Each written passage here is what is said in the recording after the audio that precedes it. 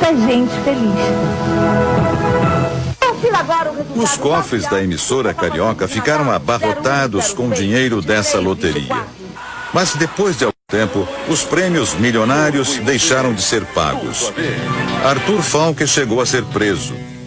Até hoje o processo está parado e a Globo, misteriosamente, nunca foi processada como parte do esquema do Telebingo Papa Tudo. Papai Noel, o seu Natal milionário. Mistério também na compra do Projac, o centro de teledramaturgia da Globo.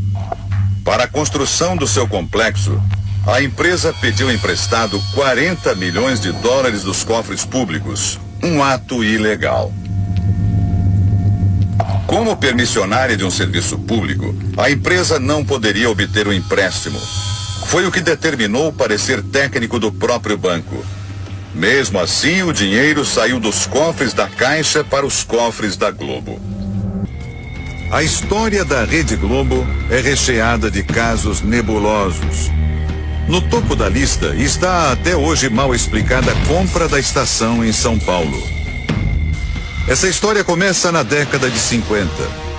Na época, Oswaldo Ortiz Monteiro era o principal acionista da TV Paulista e decidiu vender a emissora.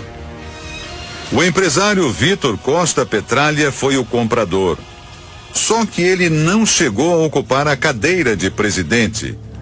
Vitor morreu antes da transferência ser realizada, ou seja, no papel tudo ficou como estava. A família de Oswaldo Ortiz Monteiro permanecia como proprietária da TV Paulista. Isso no papel, porque na prática não foi o que aconteceu. A emissora ganhou um outro dono. Foi o filho de Vitor Costa quem assumiu o comando da TV Paulista. E foi ele que em 1964 vendeu a TV Paulista para Roberto Marinho. O chefão da Globo comprou a emissora de um homem que não era dono dela. Este jornalista confirma toda a história. Carlos Newton conta que a investigação da compra da TV Paulista começou no final dos anos 90, depois da morte de Oswaldo Ortiz Monteiro, o dono de fato, que não chegou a formalizar a venda para a família Costa. Os herdeiros começaram a manusear os documentos e descobriram que não havia nenhum documento sobre a venda da TV Paulista para Roberto Marinho. Eles então procuraram a TV Globo e pediram que a TV Globo exibisse os documentos. A TV Globo não os atendeu. Eles então vieram ao Rio de Janeiro e entraram com um processo, uma ação de exibição de documentos que comprovariam a compra da TV Paulista por Roberto Marinho. Os contratos entregues pela Rede Globo foram levados para perícia. O resultado? Todos os documentos eram falsos. A família Marinho apresentou termos de transferência dos donos da TV Paulista.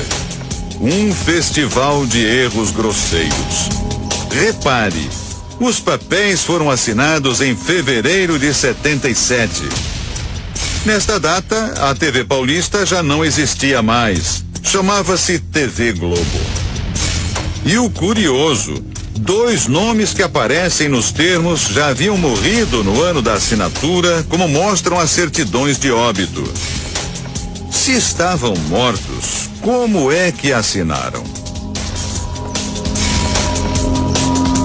Para justificar a transferência, os contratos foram assinados por Luiz Eduardo Borghetti. Borghetti era funcionário da Rede Globo e, pelo documento, ele teria recebido dos proprietários da TV Paulista o comando das ações. Tudo isso realizado por meio de procurações fraudulentas. Vamos às provas. Primeira fraude. O uso do SIC, que hoje chamamos de CPF. Os documentos foram assinados entre os anos de 53 e 64.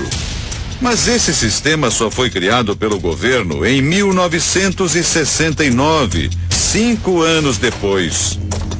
Segunda fraude. Os 3 documentos, com datas diferentes, foram datilografados com a mesma máquina de escrever. Só que a máquina usada nesse documento de 1953 só seria criada no começo dos anos 70, 20 anos depois. Terceira fraude. Os documentos que transferem todos os poderes a Luiz Eduardo Borghetti, funcionário da Rede Globo, não teriam sido assinados pelo dono da TV Paulista.